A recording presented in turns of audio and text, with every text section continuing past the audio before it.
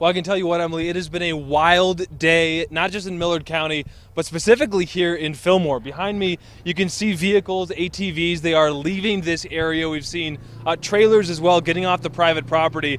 The mayor of Fillmore tells me somewhere back there are a cluster of homes and cabins. He thinks it's possible that one cabin has burned down. It's not confirmed, but he and some of the volunteers here in Fillmore were up there helping to fight this fire.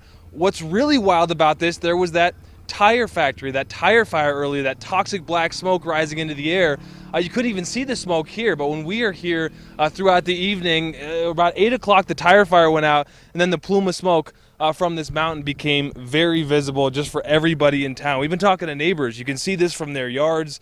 They say there's some level of concern, although the wind has been dying down throughout the evening. Now, we spoke with the mayor. He says confirmed 5 fire starts in Millard County. He's heard all the way up to 7 fire starts throughout the county.